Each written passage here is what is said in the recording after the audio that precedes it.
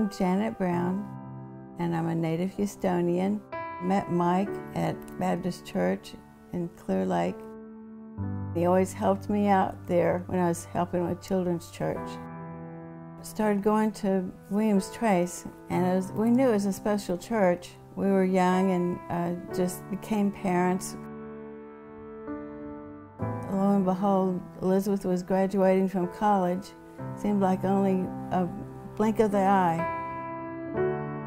I was diagnosed with stage 4 cancer.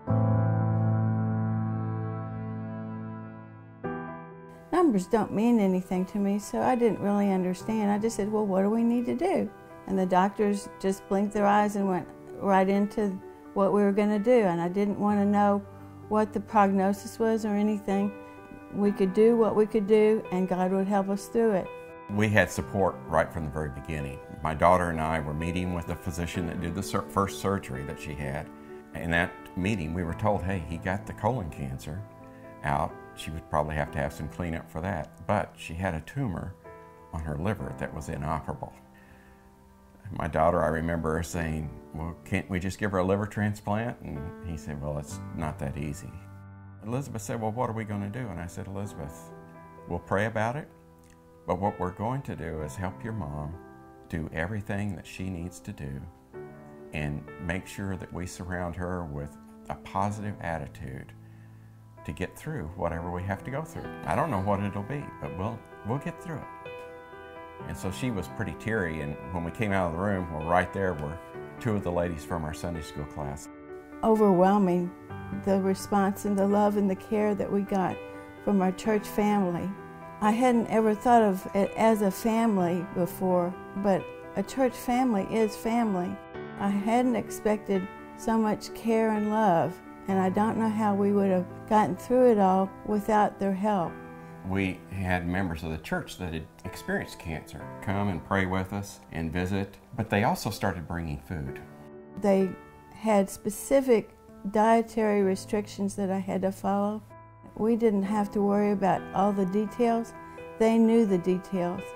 They're good cooks, and they made it seem like it was, oh, easy, we do this all the time.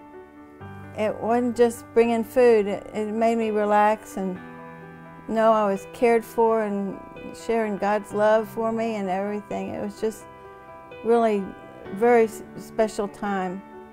Which was good because at the time I was still working.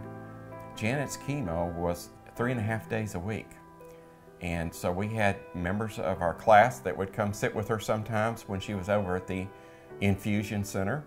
It was so fun. In a way, because compared to everything else, it was fun getting to have them there. I didn't feel alone at all. And we prayed and knew God was right there with us. After the first chemo, she had the second surgery, and it had shrunk the tumor to where they could operate. I wanted to know when we could hurry up and have the operation. I wanted it right away. I don't know if I showed it, but I was very excited.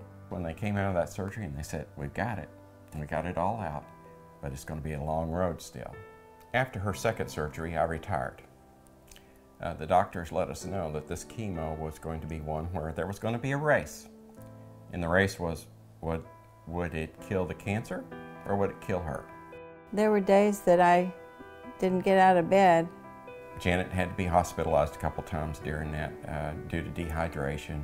I think we probably felt the prayers of the class the most was during that period of time.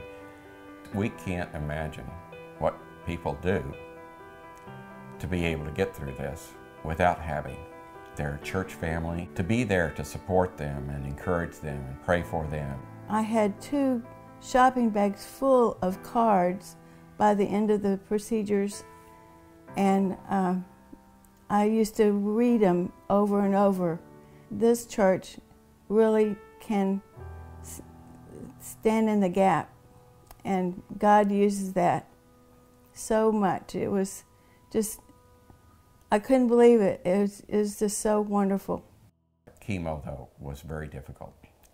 And I think when the oncologist finally told us that it was through and she was given the chance to ring the bell, That ringing of the bell was a significant step, because at that point, she was just going to be going for checkups, and her strength was going to continue returning at that point, and it did. And her hair started growing back. It actually came in curly initially, when she never really had curly hair. I didn't know what to do with that curly hair. She's had no recurrence so far, so we've been very blessed, and you can tell by the little voice in the background that we now have a granddaughter that she's very blessed to see.